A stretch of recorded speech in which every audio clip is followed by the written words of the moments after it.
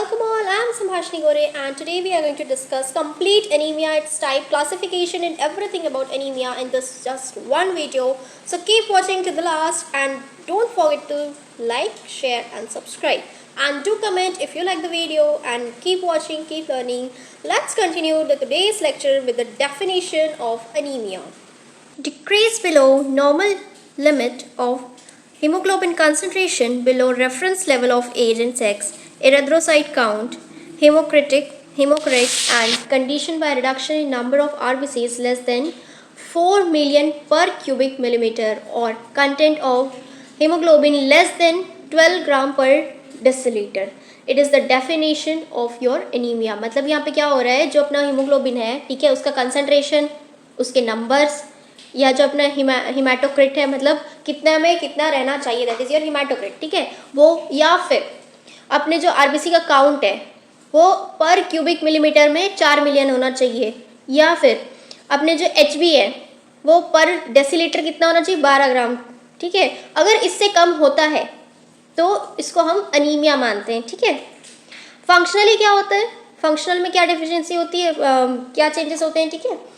It is defined as the decrease in oxygen carrying capacity of blood which leads to tissue hypoxia. देखो क्या होता है यहाँ पे क्या होता है, अपने ब्लड की जो ऑक्सीजन कैरी करने की क्षमता है वो कम हो जाती है, जिसकी वजह से टिश्यूज़ में हाइपोक्सिया होता है. Hypo means decrease in oxia means oxygen, तो वहाँ पे ऑक्सीजन की कमी होने लगती है. कहाँ पे, टिश्यूज़ में. जब ब्लड ही नहीं लेके जा पा रहा है टिश्यूज़ तक ऑक्सीजन, तो क्या होगा, टिश्यूज़ में ऑक्सीजन की कमी हो जाती है. Here is the grading of your anaemia. तो सबसे पहले आता है अपना माइल्ड में अपने एचबी कितना होता है, 8 to 12 ग्राम पर डीएल, मॉडरेट में 5 to 8 ग्राम पर डीएल और सीवियर में लेस देन 5 ग्राम पर डीएल, ठीक है.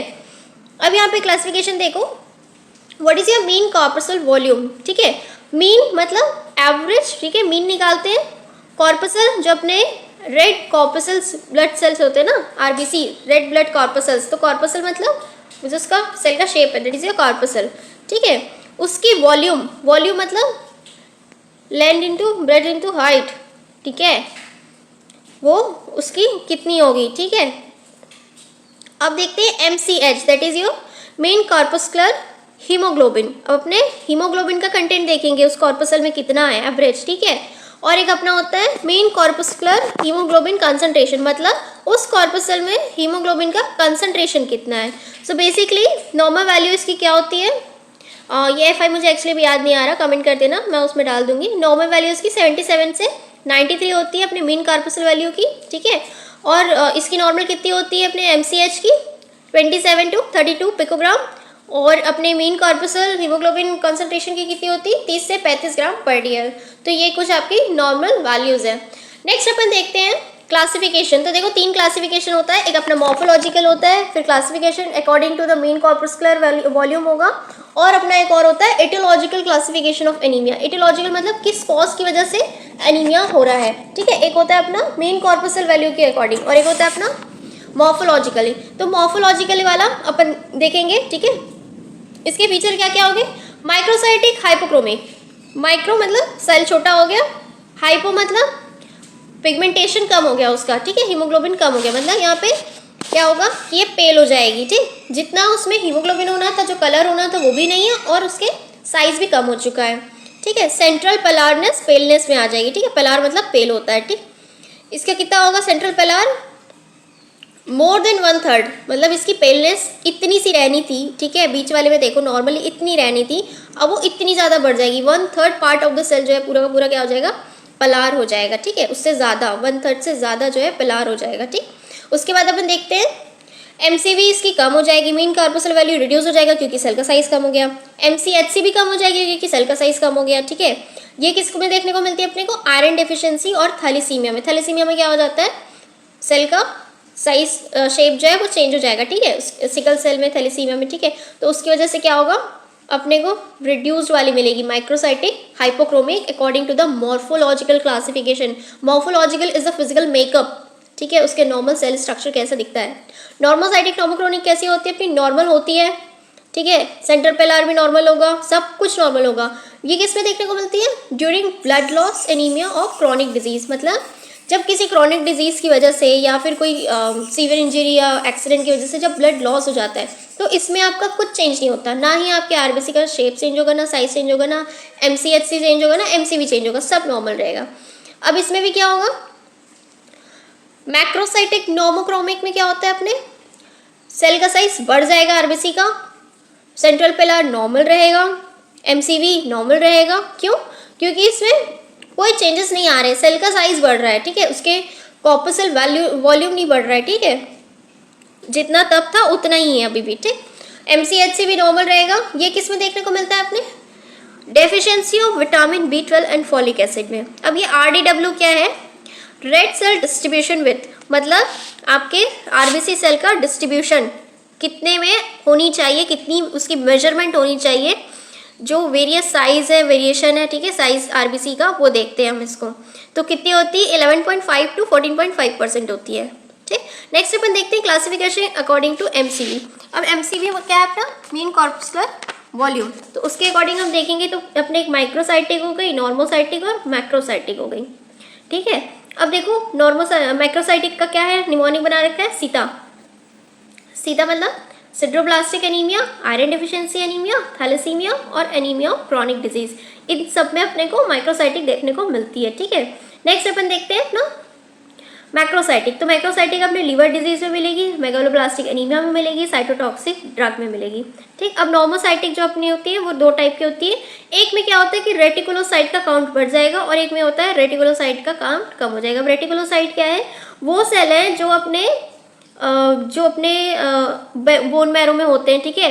ये क्या करते हैं, ये अपने मैन्युफैक्चर करने का काम करते हैं अपने डिफरेंट टाइप्स ऑफ सेल्स, जैसे कि इरेथ्रोब्लास्ट हो गए, ठीक है, और ल्यूकोब्लास्ट हो गए, लिम्फोब्लास्ट हो गए, ठीक है। जितने भी प्रिकर्सर सेल्स होते हैं ना अपने, वो सारे सारे कौन होते हैं, अपने रेटिकुलोसाइट्स बनाते हैं, ठीक है। तो इसमें क्या होगा, रेटिकुलोसाइट का काउंट बढ़ जाएगा, किसमें, अपने नॉर्मोसाइटिक वाले के, सिकल सेल एनीमिया में, हेरिडेटरी स्फेरोसाइटोसिस में, ठीक है, और ऑटो इम्यून हेमोलाइटिक एनीमिया में, पैरोक्सिमल नॉक्टर्नल हीमोग्लोबिनूरिया में, एंजाइम डेफिशिएंसी में, और कम किस में होगा, रीनल फेलियर में, एनीमिया क्रॉनिक डिजीज में और माइलोफाइब्रोसिस में, ठीक है। तो इतने सारी डिजीज में अपना क्या होता है, रेटिकुलोसाइट का काउंट कम हो जाता है और रेटिकुलोसाइट का काउंट बढ़ जाता है। तो नॉर्मोसाइटिक नार्मोक्रोमिक एनीमिया किस वजह से होता है, समझ में आ गया। नेक्स्ट अपन देखते हैं तो एनाप्लास्टिक एनीमिया। अब एनाप्लास्टिक एनीमिया छोटा सा टॉपिक है, ठीक है। क्या होता है ये अपने बोन मैरो का डिसऑर्डर है, मतलब तुम्हें इमेच्योर चीज़ें ला के देगा ये, ठीक है। नॉर्मोसाइटिक नॉर्मोक्रोनिक एनीमिया का ही ये टाइप है। इसमें क्या होता है, एनाप्लास्टिक एनीमिया में क्या होगा, तुम्हारा नॉन इन्फेक्शियस इन्फ्लामेटरी डिजीज जो है उसकी वजह से हो सकता है, रिमेटाइड अर्थराइटिस की वजह से हो सकता है, क्रॉनिक इन्फ्लामेशन जैसे कि ट्यूबरक्लोसिस, क्रॉनिक रीनल फेलियर और नियोप्लास्टिक डिसऑर्डर जैसे कि हॉजकिंस डिजीज में देखने को मिलेगा, ठीक। अपन देखते हैं एटियोलॉजिकल क्लासिफिकेशन, ठीक। तो एटियोलॉजिकल क्लासिफिकेशन में अपन क्या क्या देखते हैं, टाइप्स देखते हैं, कितने टाइप के एनीमिया आते हैं अपने एटियोलॉजी के अकॉर्डिंग, मतलब किस वजह से वो एनीमिया हो रहा है उसका अपन क्लासिफिकेशन करें तो एक तो हेमरेजिक हो गया, एक्यूट ब्लड लॉस हो गया, ठीक है, क्रॉनिक ब्लड लॉस हो गया, हेमोलाइटिक में ब्लड ही टूटे जा रहा है, ठीक है, और क्या हो गया अपना न्यूट्रिशनल डिफिशिएंसी हो गया, किसी न्यूट्रिशन की डेफिशिएंसी की वजह से जो एनीमिया हो रहा है। तो बेसिकली हमने सबसे पहला क्या देखा, मॉर्फोलॉजिकल क्लासिफिकेशन, ठीक है, ये दिखने में कैसा है। फिर अपने देखा classification according to mean corpuscular volume, ठीक है। नेक्स्ट अपन ने देखा एटियोलॉजिकल क्लासिफिकेशन, तो इसमें क्या क्या था अपना हेमरेजिक, हिमोलिटिक और न्यूट्रिशनल डेफिशिएंसी। अब देखेंगे इसके कॉजेस में, तो इसका कॉज तो मैंने बता दिया आपको। और मॉर्फोलॉजी कैसी होती है, इसमें आरबीसी की नॉर्मोसाइटिक और नॉमोक्रोमिक होती है, और इसमें माइक्रोसाइटिक और हाइपोक्रोमिक होती है, ठीक है। इसमें क्या होती है अपनी आरबीसी हीमोलाइटिक वाले में, अब ब्लड तो टूट रहा है लेकिन क्या आरबीसी में कोई चेंज आएगा, जो नॉर्मल जिंदा है उनमें कोई बदलाव आएगा, नहीं आएगा। ये क्या रहती है, नॉर्मोसाइटिक नॉर्मोक्रोमिक रहती है, जैसे कि अपने liver failure, renal disorder, hypersplenism, burn, infection, hepatitis, ठीक है, मलेरिया, सेप्टिसीमिया, ड्रग जैसे कि पेनिसिलिन, एंटी मलेरियल ड्रग और सल्फा ड्रग, और poisoning of lead, coal tar, ये सब में देखने को मिलती है। Present in isoagglutination of anti Rh, ठीक है, और ऑटो इम्यून डिजीज जैसे कि रूमेटॉइड अर्थराइटिस और अल्सरेटिव कोलाइटिस में भी अपने को हेमोलिटिक अनीमिया देखने को मिलता है। अब एक होता है अपना इंट्रिंसिक हेमोलिटिक, ये तो था एक्सट्रिंसिक, ठीक है। एक इंट्रिंसिक होता है जो खुद की कमी है, मेरे अंदर ही कमी है कि मैं अच्छी इंसान नहीं हूँ, ये अपना सिकल सेल होता है, ठीक है। मेरी ही ब्लड के आरबीसी की क्वालिटी इतनी ख़राब है, ठीक है, सिकल सेल है। सिकल मतलब जो हंसिया होती है ना, देखो जो देसी लोग हैं ना उन्हें पता है हंसिया क्या होती है, काटने के बहुत अच्छा काम आती है। जब धान लगाओ ना हंसिया से काटा जाता है, ठीक है, that is your sickle shape, ठीक। तो अपने सेल कैसे हो जाते हैं, इंट्रिंसिक हीमोलिटिक वजह से अपने सेल कैसे होते हैं, सिकल शेप हो जाते हैं, ठीक। हेरिडिटरी डिसऑर्डर जैसे कि थैलेसीमिया में हो गया, तो ये अपने टाइप थे हेमोलिटिक के। अपन नेक्स्ट देखते हैं अब अपना न्यूट्रिशनल डेफिशिएंसी, मतलब न्यूट्रिशन में कमी आ रही, तो आयरन डेफिशिएंसी में अपना माइक्रोसाइटिक हाइपोक्रोमिक हो जाएगा, प्रोटीन डेफिशिएंसी में अपना मैक्रोसाइटिक हाइपोक्रोमिक हो जाएगा, B12 में अपना मैक्रोसाइटिक या नॉमोक्रोमिक भी रह सकता है और हाइपोक्रोमिक भी हो सकता है, ठीक है, फॉलिक एसिड में भी, ठीक। तो ये अपने न्यूट्रिशनल डेफिशिएंसी हो गए।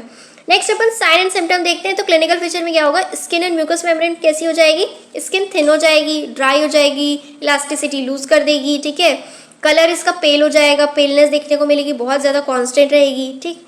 और अपने कंजक्टिवा में अपने देखने को मिलता है क्या, पेलनेस, ठीक है, रेडनेस कम हो जाती है और पेलनेस बढ़ जाती है। बकल फरिंजियल म्यूकस मेम्ब्रेन में भी देखने को मिलेगा, lips, year lobes, palm, nail bed. तो यहाँ से अपन क्या करते हैं, स्किन के थ्रू अपन पता कर सकते हैं कि हीमोग्लोबिन ठीक है या कम है।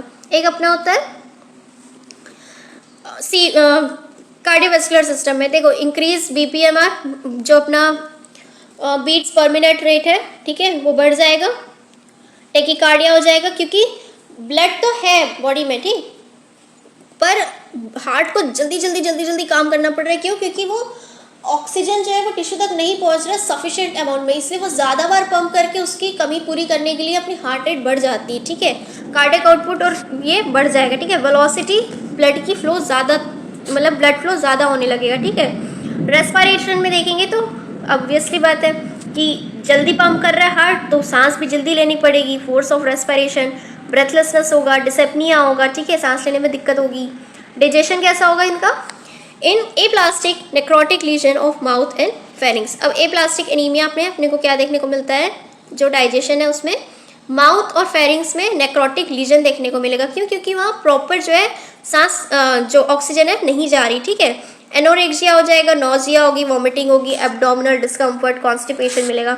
मेटाबॉलिज्म में बेसल मेटाबॉलिक रेट बढ़ जाएगा, क्योंकि सीवियर एनीमिया में क्या होगा, बहुत ज़्यादा थकेगा सेल, प्रॉपर उसको ऑक्सीजन नहीं मिलेगी और काम ज़्यादा करना पड़ेगा, है ना, तो बेसल मेटाबॉलिक रेट बढ़ जाएगा। किडनी में रीनल फंक्शन डिस्टर्ब हो जाएगा, एल्ब्यूमिन कॉमन है, यूरिन में एल्ब्यूमिन निकलने लग जाएगा, ठीक है।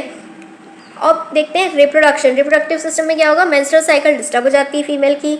न्यूरोमस्कुलर सिस्टम में हाई सेंसिटिविटी टू कोल्ड, जल्दी ठंड लगती है, क्योंकि ब्लड की वजह से गर्मी रहती है बॉडी में, ठीक है, तो उसकी वजह से क्या होगा, ठंड ज़्यादा लगने लगती है। हेडेक में देखेंगे lack of concentration, restlessness, irritability, drowsiness, dizziness और वर्टिगो एंड फेंटिंग, बेहोश भी होगा, चक्कर भी आएगा, सब होगा, ठीक है, that is your all sign and symptom of anaemia. Next अपन डिस्कस करते हैं अपना फर्स्ट वाला, that is your iron deficiency anaemia, ठीक है। तो इसमें क्या होता है, iron deficiency anaemia most common type होता है, ठीक है, develop due to inadequate availability of iron for haemoglobin synthesis. इसमें क्या होता है, आयरन में अपने को क्या मिलता है, मतलब ब्लड में क्या होता है, अपने हीमोग्लोबिन में Fe4 रहता है ना, तो उसमें अल्फा बीटा जो रहता है, ठीक है। अब इसमें क्या होगा, डेफिशिएंसी हो रही आयरन की, जो आयरन है वही खराब है, इसमें है ही नहीं या कम है। कॉजेस क्या हो सकते हैं इसके, अगर हम ठीक से बच्चों को दूध ना पिलाएं बचपन में, ठीक है, माँ का दूध ना मिले ठीक से, मिल्क फिट नहीं हो पाए इन्फेंट को। और क्या होगा, अगर लॉस हो जाए, जैसे कि हेमरेजिक हो गया, एक्यूट हेमरेज हो गया, क्रॉनिक हेमरेज हो गया, वॉर्म इंजेक्शन हो गया, peptic ulcer, piles, increase menstrual blood loss, ठीक है, इन सब की वजह से हो सकता है। और क्या हो सकता है, जैसे कि बच्चों में, मोस्टली बच्चों में, प्रेग्नेंट वुमेन में मेंस्ट्रुएशन के टाइम पे डिमांड बढ़ जाती, तो उस कंडीशन में भी अपने को आयरन डेफिशिएंसी एनीमिया देखने को मिलेगा। फिर defective utilisation due to increase absorption in disease of stomach and duodenum. अब देखो कोई आपके पेट में कोई बीमारी हो या कुछ हो, तो उसका जो यूटिलाइजेशन है, जो प्रॉपर एब्जॉर्प्शन है आयरन का, वो नहीं हो पा रहा है, ठीक है, उसकी वजह से भी हो सकता है। अब अपन देखते हैं इसकी एटियोलॉजी और पैथोजेनेसिस। तो रेड सेल प्रोडक्शन जो है, ठीक है, कम हो जाएगा, साइटोप्लाज्म में डिफेक्ट आ जाता है, उसका जो हीम पार्ट है, एक प्रोटीन होता है, ठीक है, हीम और ग्लोबिन दो पार्ट है, ठीक है, तो जो हीम पार्ट है उसमें डिफेक्ट आ जाता है और इसको हम लोग बोलते हैं कि आयरन डेफिशिएंसी अनीमिया, ठीक है। इसकी पैथोजेनेसिस 3 स्टेजेस में देखेंगे। देखो पहले तो क्या है, Fe कम हो गया, but Fe maintain Hb level, पहले से तो गिरावट आई बट फिर वो कहीं भी काम चला रहा है। और फेरेटिन लेवल भी कम हो गया। Storage in liver in ferritin form, और अपना आयरन जो है वो लीवर में किस फॉर्म में जमा रहता है, अपने स्टोर रहता है फेरेटिन फॉर्म में। तो जब भी जैसे मान लो बाहर कमी हो रही है तो वो निकाल के भेज देगा, जा भाई तू उसकी कमी दूर कर, उसकी तन्हाई दूर कर, उसका अकेलापन दूर कर, ठीक है। तो हिम के पास जो ग्लोबिन है उसके पास हिम पहुंच जाएगा, आयरन जो है वो पहुंच जाएगा, ठीक है। नेक्स्ट अपन देखते हैं सेकेंड स्टेज। अब सेकेंड स्टेज में क्या हो रहा है, iron deficiency, erythropoiesis, lowering of serum iron, ठीक है। अब यहाँ पे क्या हो रहा है, डिफेक्ट किस में हो रहा है, अपने इरेथ्रोपोइसिस में, जो ब्लड बनने का प्रोसेस है उसी में खराबी आ गई। ट्रांसफेरेटिन डिक्रीज हो गया जिसकी वजह से protein use for translocation of ferritin. अब यहाँ पे एक प्रोटीन है ट्रांसफेरेटिन जो कि कम हो गया, उसकी वजह से क्या होगा, अब जो फेरेटिन है वो ट्रांसलोकेट ही नहीं हो पाएगा, ठीक है। तो उसकी वजह से भी क्या होगा, अपना आयरन डेफिशिएंसी एनीमिया होगा। अब अपन देखते हैं इसमें क्या होता है, नॉर्मल होते हैं सारी चीज़ें अपनी, क्या MCV MCHC नॉर्मल, सब कुछ नॉर्मल रहेगा, ठीक है। अब इसमें देखते हैं थर्ड वाला जिसमें सीरम में आयरन, मतलब सीरम आयरन बहुत लो हो जाएगा, फेरेटिन लो हो जाएगा, ट्रांसफेरेटिन लो हो जाएगा, इम्पेयर्ड HB हो जाएगी, अपनी HB जो है वो इम्पेयरमेंट देखने को मिलेगा, खराब हो जाएगी। और production of central pillar of RBCs, और क्या हो जाएगा, इम्पेयर्ड HB प्रोडक्शन होने के साथ साथ क्या होगा, सेंट्रल पेलार ऑफ RBC, मतलब बीच से पूरी ऐसे बोलते हैं ना फीकी पड़ जाना, पेलारनेस मतलब फीका पड़ गया, ठीक है। अब अपन इसकी देखते हैं लैब डायग्नोसिस। तो कैसे पता करेंगे कि इसमें पेशेंट में आयरन डेफिशिएंसी ही एनीमिया है। तो देखो अब इसकी हेडिंग याद कर लो, क्योंकि इतनी चीज़ें याद होना तो इम्पॉसिबल है, बट मैं फिर भी एक बार फटाफट बोल दे रही हूँ, ठीक है, जिससे आपको अगर याद करनी हो तो कर लेना, ठीक है। बाकी तो नोट्स है ही, मैं 1 सेकेंड का टाइम दे रही हूँ, वीडियो पॉज करके लिख लेना, ठीक है। पहले होता है अपना पेरिफेरल ब्लड के थ्रू, पेरिफेरल स्मीयर के थ्रू, और सीरम आयरन प्रोफाइल में, ठीक है। इस तरह से अपन देख सकते हैं।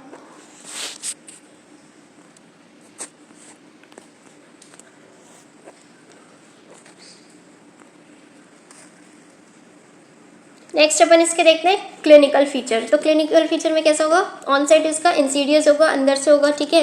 नॉन स्पेसिफिक सिम्टम क्या आएंगे, फैटिग होना, पाल्पिटेशन होना, ठीक है, ब्रेथलेसनेस होना, वीकनेस होना, इरिटेबिलिटी होना, Paterson of Plummer Vinson syndrome होता है। अब इसमें क्या होता है अपना, इसको अपन क्या बोलते हैं, आयरन डेफिशिएंसी एनीमिया का एक क्लिनिकल फीचर क्या है अपना, पैटरसन केली और प्लमर विजन सिंड्रोम, ठीक है। इसमें क्या होगा अपना, माइक्रोसाइटिक हाइपोक्रोमिक एनीमिया होगा, एट्रोफिक ग्लोसाइटिस होगा, स्वेलिंग ऑफ टंग हो जाएगी, और इसोफेजियल वेब्स, मतलब अपना जो इसोफेगस वाला हिस्सा है वो वेब की तरह से मतलब जुड़ जाएगा, शॉर्ट हो जाएगा, ठीक है। उसको अपन बोलते हैं इसोफेजियल वेब्स, ठीक है। और क्या होगा, एट्रोफिक ग्लोसाइटिस, मतलब अपने जो टंग है, ठीक है, उसमें क्या होगा, इन्फ्लामेशन हो जाएगा। अब अपन देखते हैं congestive heart failure in severe anaemia, ठीक है। सीवियर एनीमिया के कंडीशन में कंजस्टिव हार्ट फेलियर मिलेगा। फिर CNS में पिका मतलब unusual craving of substance with value of chalk और क्ले, मिट्टी खाने का मन करेगा, आइस खाने का मन करेगा, जिसको अपन बोलते हैं फैगोफेजिया, ठीक है। और स्पेसिफिक टू आयरन डेफिशिएंसी, तो देखो जब भी किसी पेशेंट को आप वो बोले कि मेरे को बर्फ खाने का मन हो रहा है, इसको अपन लोग बोलते हैं क्या, फैगोफेजिया, और स्पेसिफिक टू आयरन डेफिशिएंसी। तो आयरन डेफिशिएंसी एनीमिया कैसे कैसे बता सकते हो, पहले तो बोलोगे इंसीडियस होगा, पैटरसन केली या प्लमर विजन सिंड्रोम मिलेगा, ठीक है। और क्या हो सकता है, congestive heart failure severe anaemia का कंडीशन में। CNS में क्या मिलेगा, पिका मतलब अनयूजुअल क्रेविंग हो जाएगी, मतलब उससे तो रिलेटेड नहीं है बट दूसरी चीज़ की क्रेविंग होने लगेगी, ठीक है। स्पेसिफिक फाइंडिंग में क्या देखेंगे अपन, एंगुलर स्टोमेटाइटिस और ग्लोसाइटिस, ठीक है। और क्या होगा, एंगल हो जाएगी ऐसे, ठीक है। अपनी टंग में भी क्या मिलेगा अपने को, इन्फ्लामेशन, ठीक। क्रॉनिक एट्रोफिक गैस्ट्राइटिस और कॉलेंशिया मतलब स्पून नेल्स, ऐसे चम्मच की तरह नेल्स हो जाएंगे, ठीक है। गूगल कर लेना, दिख जाएगा, हर चीज़ मैं ही बताऊँ, कुछ खुद भी तो करो। नेक्स्ट अपन देखते हैं मेगालोब्लास्टिक एनीमिया। इसका फॉर्म है अपना, कौन से टाइप का है अपना, मेगालोब्लास्टिक, मैक्रोसिटिक और मैक्रोसिटिक एनीमिया, ठीक है। ब्लड डिसऑर्डर है, इसमें क्या होगा अपना, मेगालोब्लास्ट की बात कर रहे हैं ना, मतलब अब यहाँ पे क्या होगा, ये डिसऑर्डर है अपने बोन मैरो का। Bone marrow produces stem cells make abnormally large RBC। अब भैया ये जो बोन मैरो है ना, यही ज़रूरत से ज़्यादा बड़ी RBC बना रही है, मतलब ये अपनी प्रिकर्सर जो है ना मेगालोब्लास्ट, ये शुरू में ही बोल रही कि जा तू चले जा। बच्चा बड़ा हुआ भी नहीं, नाबालिग बच्चे को घर से भेज दिया। उसमें क्या न्यूक्लियस भी प्रेजेंट था।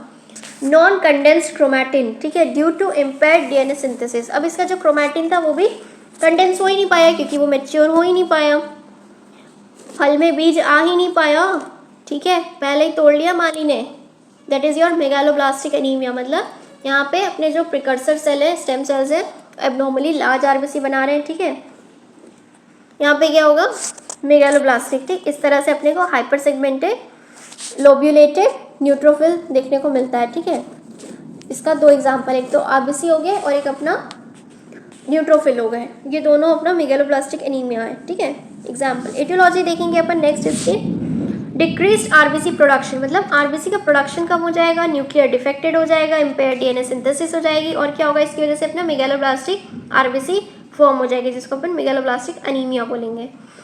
पैथोजेनेसिस, इम्पेयर्ड डीएनए सिंथेसिस हो सकता है इसकी वजह, और क्या हो सकती है, इनएफेक्टिव इरेथ्रोपोइसिस, या तो इरेथ्रोपोइसिस से सही नहीं हो रहा है, ठीक है, या क्या हो रहा है, अपना डीएनए सिंथेसिस खराब हो रहा है। अब डीएनए सिंथेसिस क्यों खराब हो सकता है, एक तो अपना विटामिन B12 और फॉलिक एसिड मिलके क्या करते हैं, डीएनए सिंथेसिस में बहुत इंपॉर्टेंट फैक्टर, ठीक है, फैक्टर है। अब अगर ये दोनों की डेफिशिएंसी हो जाएगी तो अपना मेगालोब्लास्टिक एनीमिया हो जाएगा। क्यों, क्योंकि डीएनए सिंथेसिस प्रॉपर होगा नहीं, न्यूक्लियस का मैच्योरेशन डिले हो जाएगा और आरबीसी पहले वक्त से पहले घर के बाहर निकल जाएगी, उसे वक्त से पहले बाहर कमाने निकलना पड़ा। That is your impaired DNA synthesis of megaloblastic anaemia pathogenesis. So ठीक है, समझ में आया। अब देखेंगे इसकी न्यूक्लियस की एसिंक्रोनी हो जाएगी, ठीक है, न्यूक्लियस मैचुरेशन नहीं हो पाएगा और लैग बिहाइंड द साइटोप्लाज्म, मतलब साइटोप्लाज्म जो है बहुत बड़ा हो चुका होगा बट न्यूक्लियस प्रॉपर ग्रो नहीं हो पाया, ठीक है। abnormally large erythroid precursor, that is your megaloblast, and cytoplasm matured normally, RBC is larger, that is your microcytes। अब देखो अंदर का माल बड़ा हो ही नहीं पा रहा है, बाहर को बढ़ता जा रहा है। वही तुम्हारा भेजे की बात कर रही हूँ यार, तुम्हारी हाइट तो बढ़ गई पर दिमाग वहीं का वहीं है, ठीक है। That is your megaloblast and that is your macrocyte. तुम्हारी जो बॉडी है वो मैक्रोसाइट है, लार्ज हो गई है, और तुम्हारा जो दिमाग है वो मेगालोब्लास्ट है, वहीं का वहीं अटक के रह गया, ठीक है। Cause of vitamin B12 deficiency, directly intake, क्या क्या हो सकता है अपने कॉज, क्या हो सकता है मेगालोब्लास्टिक का, डाइटरी इनटेक, सॉरी, ठीक है, डाइटरी इनटेक इनएडुकेटस। भैया सही से खाना पीना खाओगे नहीं तो क्या होगा, एनीमिया तो होना ही है। अब कौन से टाइप का होगा वो डिपेंड करता है कि तुम्हें जो खा रहे हो वो किस चीज़ की डेफिशिएंसी करा रहा है, ठीक है, या उसमें क्या तत्व मिसिंग है। अब इसमें डिमांड बढ़ जाती है अपनी प्रेगनेंसी में, हाइपर पैराथायरिडिज्म में इम्पेयर्ड अब्जॉर्प्शन हो जाता है, ठीक है, सब सेम ही बात है। क्रॉनिक डिजीज़ हो गई, माल अब्जॉर्प्शन हो गया, मैलिग्नेंसीज हो गई, ठीक है, गैस्ट्रिक डेफिशिएंसी हो गई। और cause of folic acid deficiency इस केस में हो सकती है अपने, उसमें क्या होता है भैया, इनटेक कम हो गया, और क्या होगा, अल्कोहल पिए जा रहे हैं, हम उसकी यादों के गम में जिए जा रहे हैं, ठीक है, माल न्यूट्रिशन हो गया, फिर इम्पेयर्ड एब्जॉर्प्शन हो गया, जैसे कि अपने प्रेगनेंसी में डिमांड बढ़ जाएगी, इन्फेंट में, चिल्ड्रेन में, बस वही बात है। एनीमिया में कैसा हो सकता है, एनीमिया का क्लिनिकल फीचर तो सब में सेम रहेगा लगभग, ठीक है। अब देखते हैं अपन मेटाबॉलिज्म B12, मतलब B12 कैसे काम कर रहा है अपना नॉर्मल एब्जॉर्प्शन कराने में। तो देखो क्या होता है B12 में, यहाँ पे देखो हेप्टोकोरिन जो है अपने सलाइवरी ग्लैंड्स में प्रोड्यूस होता है। अब अपन जैसे ही विटामिन B12 मुंह में डालेंगे तो वहाँ पे क्या है, अपने हिप्टोकोरिन जो है वो प्रेजेंट है, और ये क्या बना लेते हैं, कॉम्प्लेक्स बना लेते हैं। ये दोनों मिल गए, अब ये दोनों मिल के क्या करेंगे, जो विटामिन B12 है और जो अपना वो है, ठीक है, जो कॉम्प्लेक्स बना, इंट्रिंसिक फैक्टर बना, ठीक है, इंट्रिंसिक फैक्टर बहुत ज़रूरी है अपने B12 के एब्जॉर्प्शन के लिए, ठीक है। ये कहाँ प्रोड्यूस होते हैं, अपने पैराइटल सेल ऑफ स्टमक, ठीक है, अपने जो पैराइटल सेल होते हैं स्टमक के, वहाँ अपने इंट्रिंसिक फैक्टर होते हैं। ये कहाँ चले गए, बीटा का, ये B12 का कॉम्प्लेक्स बना हेप्टोकोरिन के साथ, और ये कहाँ पहुँच गया, इंटेस्टाइन में। यहाँ पे इंटेस्टाइन में जाके ये क्या करते हैं, अपना एब्जॉर्प्शन होता है, ठीक। बट अभी यहाँ पे कहाँ पहुँच रहे हैं, पेट में जाओ, पहले इंटेस्टाइन नहीं, पहले पेट में तो पहुँचो। पेट में पहुँचने के बाद वहाँ पे क्या होते हैं, पैराइटल सेल होते हैं, जहाँ पे अपने क्या प्रेजेंट होते हैं, इंट्रिंसिक फैक्टर, जो अब इसको आके अपने पास पनाह देंगे, ठीक है। अब ये सेल एंटर करते हैं अपने टर्मिनल इलियम में, वहाँ से कैपिलरीज में, कैपिलरीज से पोर्टल सर्कुलेशन में, पोर्टल सर्कुलेशन से लीवर में, लीवर में क्या होता है वहाँ से एक्सेस जो होता है वो किडनी से निकल जाता है और बचा हुआ एब्जॉर्ब हो जाता है, ठीक है। और इस तरह से जो कॉम्प्लेक्स है ना, इसका बेसिक का काम यही है कि ये गाड़ी है जिसमें ये नवविवाहित जोड़े जो विटामिन B12 और जो अपना हेप्टोकोरिन है इसको पहुंचाने का काम करेंगे बस, ठीक। और वहाँ पे अपने क्या प्रेजेंट होते हैं स्वागत के लिए, इंट्रिंसिक फैक्टर, कहाँ, पेट में, ठीक। तो ये टोल चेक है, इंट्रिंसिक फैक्टर अपना टोल चेक है समझो, ठीक। ये वहाँ से आगे बढ़ाने का काम करेंगे। नेक्स्ट इसकी लैब फाइंडिंग देखेंगे तो पेरिफेरल ब्लड हो गया, पेरिफेरल स्मीयर हो गया, ठीक है। इसमें अपन क्या क्या चीज़ें देखते हैं, पेरिफेरल स्मीयर में RBC देख लेते हैं, WBC देख लेते हैं, बोन मैरो में देख लेते हैं कि मेगालोब्लास्ट, माइलॉइड और उसका इरेथ्रोब्लास्ट का रेशियो कितना है, ठीक है। और क्या देखते हैं, न्यूक्लियोपोएसिस देख लेते हैं, माइलोपोएसिस देख लेते हैं, सॉरी माइलोपोएसिस देख लेंगे, ठीक है। और क्या है अपना बायोकेमिकल टेस्ट कर लेंगे कि विटामिन B12 सही है कि नहीं है। उसके बाद अपन देखते हैं डीऑक्सी यूरिन टेस्ट, इसमें क्या होगा अपना abnormal even before morphological changes, मतलब ये भी अपने को डायग्नोस्टिक फीचर है इसका B12 का। सीरम B12 देख लेंगे, ठीक है। Schilling test, determine cause of B12 deficiency, ये बहुत इंपॉर्टेंट है क्योंकि इससे अपन पता कर लेते हैं कि B12 की डेफिशिएंसी क्यों हो रही है। अगर तुम खा रहे हो, ठीक है, तुम्हारा इंटेक अच्छा है, उसके बाद भी डेफिशिएंसी हो रही है तो क्यों हो रही है। मेजर इसको क्या करते हैं 5-10 मिथाइलिन THF जो है उसकी मदद से अपन specific test for folic acid deficiency, इसकी वजह से अपन पता कर लेते हैं कि अपना आयरन डेफिशिएंसी एनीमिया क्यों हो रहा है, ठीक है। नेक्स्ट अपन देखते हैं अपना पर्नीशियस एनीमिया। तो पर्नीशियस एनीमिया क्या होता है, अब देखो ये अपना ऑटो इम्यून डिजीज है due to deficiency of intrinsic factor. अब ये इंट्रिंसिक फैक्टर क्या कर रहा था, इंट्रिंसिक फैक्टर का काम ही इतना था कि उसको पहुंचाने का काम, वहाँ पे एब्जॉर्ब कराने का काम करेगा। अगर इंट्रिंसिक फैक्टर प्रेजेंट है तब तो ठीक है, नहीं तो अपनी बॉडी उसको कचरा समझ के बाहर निकाल देगी, ठीक है। तो ये इंट्रिंसिक फैक्टर क्या होगा यहाँ पे नहीं है मान लो या कम है, तो इसकी वजह से B12 का एब्जॉर्प्शन सही से नहीं होगा जिसको अपन मेगालोब्लास्टिक एनीमिया कहते हैं। अब यहाँ पे देखो अपना नॉर्मल स्ट्रक्चर क्या होता है, ठीक है, इसको बोलते हैं अपन पैराइटल सेल, पर्नीशियस एनीमिया, ठीक है। ये अपने पैराइटल सेल हो गए, चीफ सेल हो गए, एंडोक्राइन सेल्स हो गए, ठीक है। और क्या हो गए, म्यूकस नेक सेल हो गए और सरफेस म्यूकस सेल हो गए। ये अपना नॉर्मल स्ट्रक्चर है, ठीक है, गैस्ट्रिक ग्लैंड का, जो अपनी गैस्ट्रिक ग्लैंड्स होती है उसका नॉर्मल स्ट्रक्चर है, ठीक। यहाँ पे क्या होगा, पैराइटल सेल्स और इंट्रिंसिक फैक्टर किल एंटीबॉडी, क्या हो सकता है auto immune disorder, antibody forms to kill own cell. यहाँ पे देखो क्या होता है, अपनी जो एंटीबॉडी है ना ये अपने ही पैराइटल सेल को मार देती है, ठीक है। और क्या होता है इसकी वजह से जो इंट्रिंसिक फैक्टर बना रहे थे पैराइटल सेल अब नहीं बना पाएंगे, एंटीबॉडी बन गई उसके खिलाफ, अपने ही सेल को मार दिया। अब क्या होगा, अब हो ही नहीं सकता कहानी, ठीक है। अब ये जो है स्वागत हो ही नहीं सकता इनका B12 का, मर गए सारे पैराइटल सेल। इसको एटियोपैथोजेनेसिस में देखेंगे, auto immune disease due to destruction of gastric mucosa, अपने गैस्ट्रिक म्यूकोसा में डिस्ट्रक्शन हो जाता है ऑटो इम्यून डिजीज की वजह से, जिसकी वजह से पैराइटल सेल डैमेज हो जाएंगे, जिसकी वजह से अपना इंट्रिंसिक फैक्टर नहीं बनेगा। और ये यहाँ पे क्या होगा, अपना सारे के सारे मैक्रोफेजेस और अपने जो लिम्फोसाइट है प्लाज्मा सेल है वो आके सारे के सारे क्या कर देंगे, क्रॉनिक एट्रोफिक गैस्ट्राइटिस हो जाएगा, ठीक है, failure of production of intrinsic factor, जाके उसको मार देंगे पैराइटल सेल को, ठीक है।